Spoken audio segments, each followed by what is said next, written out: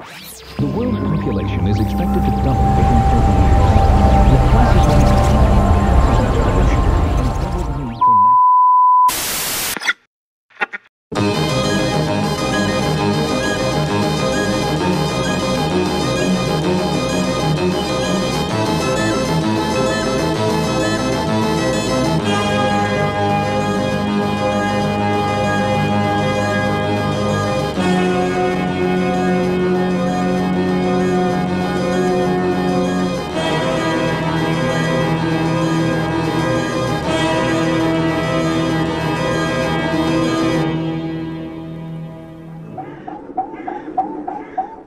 Ne vous laissez pas séduire.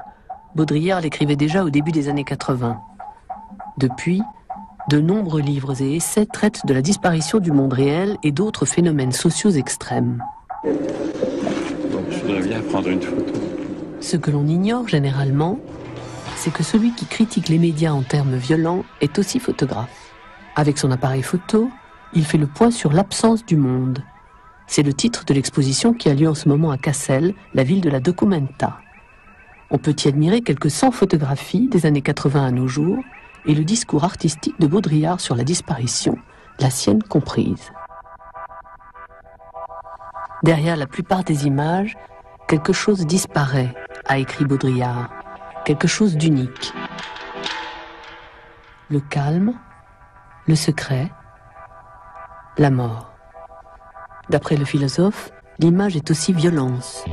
Une violence qui, manipulée, prend notre regard fasciné en otage. La violence des images tient à ce qu'elles font miroiter un monde où tout semble toujours actuel et maîtrisé.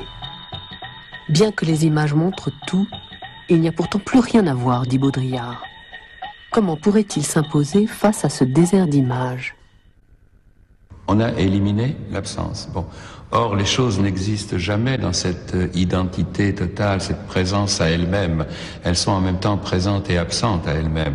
Bon, le monde aussi, pris dans sa radicalité, il est à la fois présent et absent.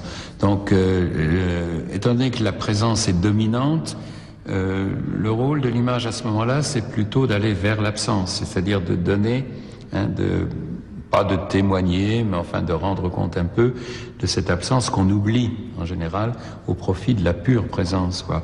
Donc l'ambivalence du monde, comme ça, l'ambivalence des objets, c'est ça qu'essaierait de rendre compte pas seulement la photographie, bien sûr, aussi le langage, mais enfin on peut essayer aussi. Voilà, on a lutté contre une espèce de présence exagérée, de présence extravagante du monde. Un instant doit être longuement suspendu pour pouvoir mettre en évidence cette absence dont parle Baudrillard.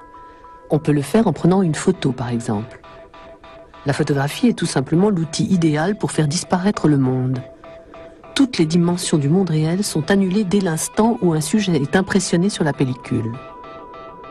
Odeur, poids, densité, espace et temps, et d'après Baudrillard jusqu'au lien sensitif avec son existence passée. En effet, comme la mort, la photographie fixe la fin du réel et l'objet renaît avec une identité totalement nouvelle et autonome. Les choses exigent désormais leur propre théâtre qui, selon le photographe, ne saurait être ni illustratif ni informatif. C'est pourquoi il est inutile d'y rajouter des légendes. Elles sont ce qu'elles sont, des images.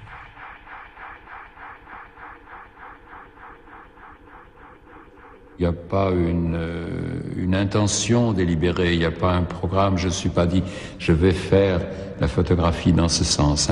C'est vraiment la photographie qui s'est faite, enfin comme je dis, qui s'est occupée de moi et c'est pas moi qui me suis occupé d'elle, quoi. L'aventure de la photographie, telle que Baudrillard la comprend, commence dans la tête, intuitivement, dans la mesure où l'on est prêt à inverser les signes de son propre regard. Car le monde qui nous interpelle est ce qu'il est, il a ses propres signes.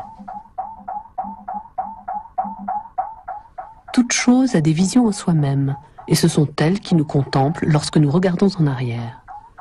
Les surprises que ce demi-tour peut provoquer sont considérables.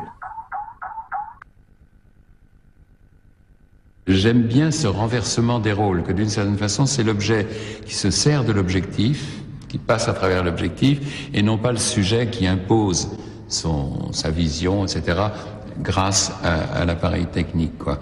C'est-à-dire qu'à ce moment-là, c'est le monde qui s'écrit de lui-même. Donc l'écriture automatique du monde à ce moment-là, mais quand même grâce à l'objectif. Hein.